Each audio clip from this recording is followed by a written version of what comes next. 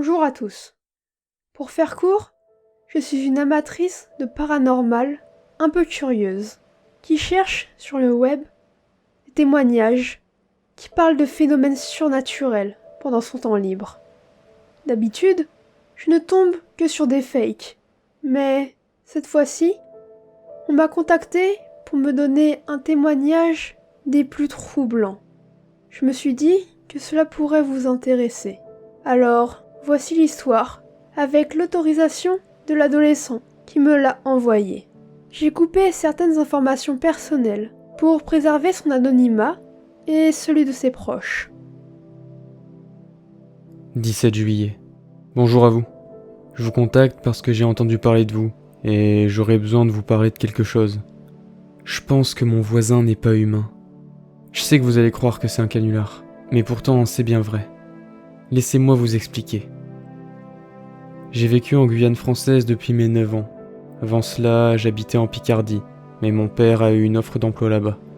Il travaillait pour le CNES, et ceux-ci avaient besoin qu'il remplisse un poste au Centre Spatial Guyanais, le CSG.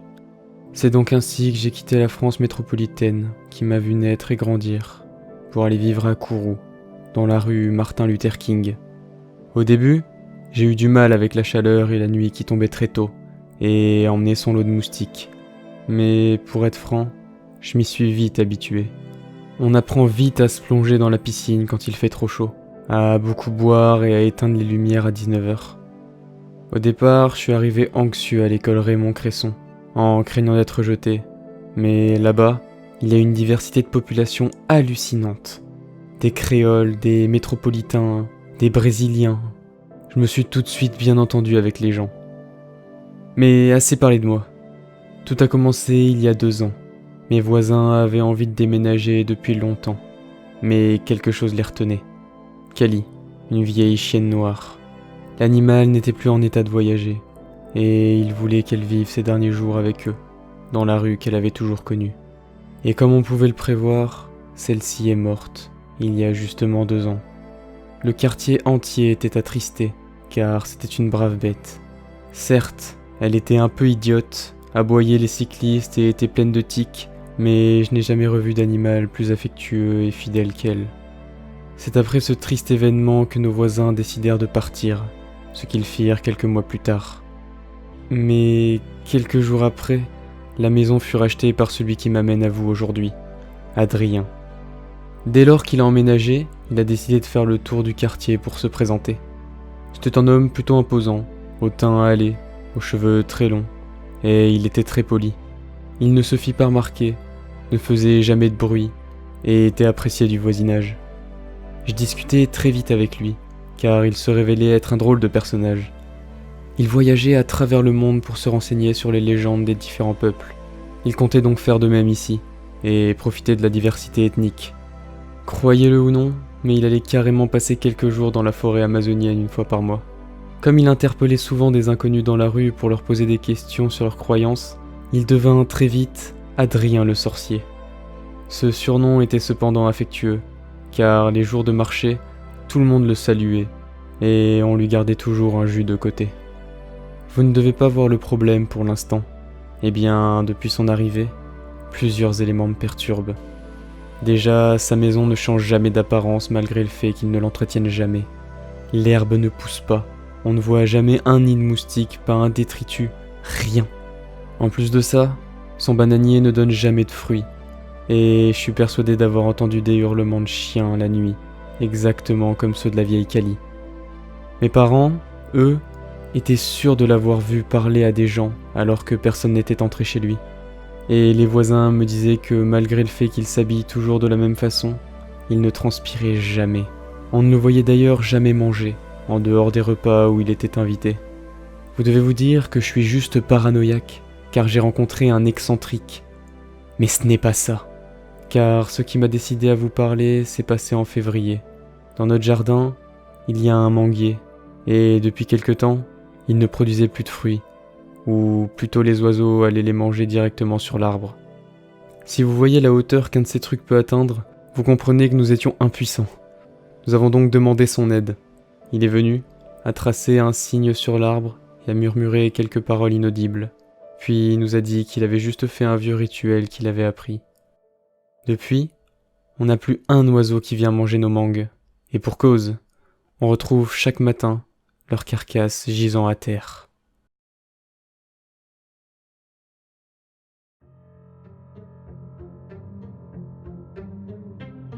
8 août.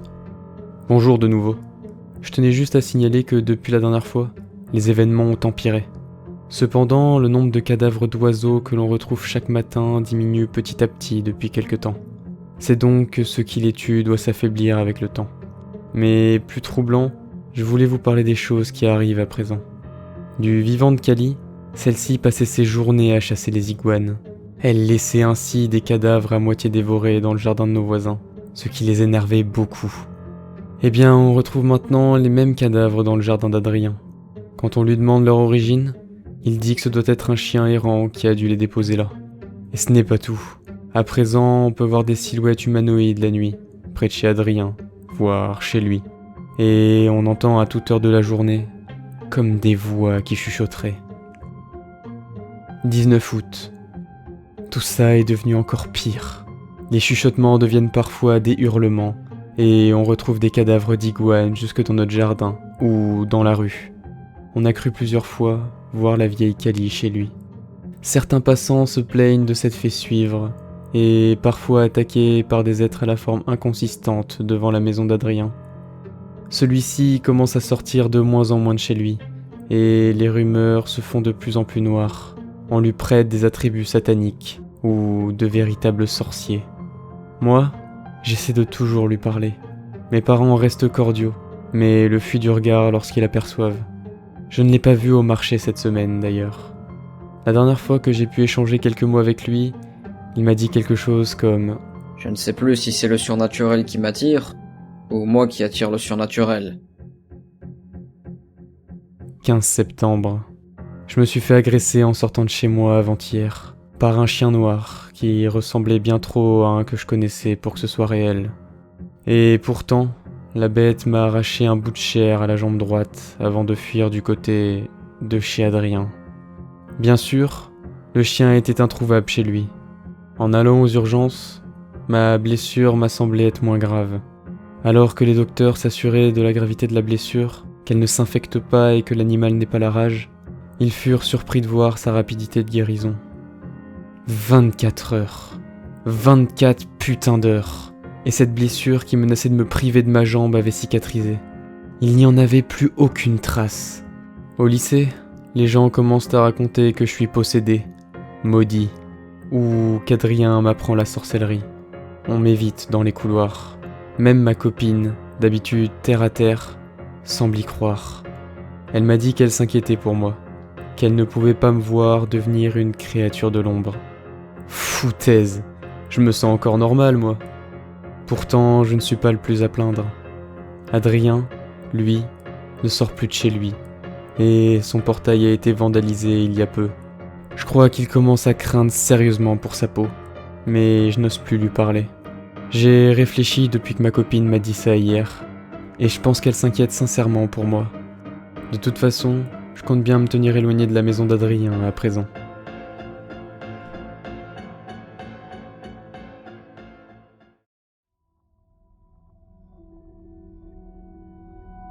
« 21 octobre. Il est parti. Adrien est parti. Depuis l'incident du chien, il a commencé à partir de chez lui pour aller explorer la forêt amazonienne régulièrement. Ces derniers temps, on ne le voyait revenir que pour quelques heures. D'ailleurs, depuis qu'il est plus souvent absent, les événements étranges ont diminué en intensité. Les rumeurs aussi d'ailleurs. Et pour moi, tout est rentré dans l'ordre. Ma copine ne m'en a plus jamais reparlé. Et je l'invite souvent chez moi sans qu'il ne lui arrive rien. C'était en début de semaine qu'il a annoncé qu'il allait partir. On a eu une réunion de quartier où il s'est excusé pour tout et nous a promis que tout rentrerait dans l'ordre. Je sentais de la crainte de tout le monde, mais que peu d'animosité à son égard. Ce matin, j'ai vu qu'il n'y avait plus aucune trace de lui dans sa maison, excepté une lettre vide griffonnée qui m'était destinée. Il est temps de te dire adieu, mon garçon. Comme tu as été mon plus fidèle confident, je t'écris cette lettre pour ne pas que tu finisses comme moi. Lis-la bien, et détruis-la au cas où. Tout objet m'ayant appartenu pourrait les attirer. Normalement, dans quelques jours, tous les événements dont vous avez été témoin auront disparu. Tu dois t'en douter, mais c'est la conséquence de trop s'intéresser au paranormal. Depuis mon plus jeune âge, ça a été ma passion, et j'ai délaissé ma famille et mes amis pour voyager à travers le monde. J'ai fini par atterrir dans des endroits dont tu ne soupçonnes pas l'existence. J'ai appris énormément, mais ça m'a coûté tout autant, car en m'intéressant de trop près au surnaturel, j'ai fini par basculer de l'autre côté de la limite. Je ne suis pas fou, mais je sais trop de choses que je devrais ignorer. Heureux sont les ignorants, comme on dit. Je n'aurais pas pensé que ça pouvait être aussi vrai. Depuis que j'ai commencé mon périple, partout où je vais, ma présence donne lieu à des phénomènes surnaturels. C'est la contrepartie de vivre comme je vis, c'est que je ne fais plus qu'un avec l'irréel, car le surnaturel est un aimant. Je l'attire, et il m'attire tout autant. Alors ne t'en approche pas, mon garçon. Ne t'y intéresse pas de trop près. Je sais beaucoup de choses pour me protéger, mais toi, ou une personne lambda, seriez en grand danger si jamais vous deviez vous retrouver dans la même situation. Voici donc son témoignage. J'en ai vu d'autres, mais celui-ci me trouble énormément. Car, après vérification, il y a des traces de l'existence de cet Adrien.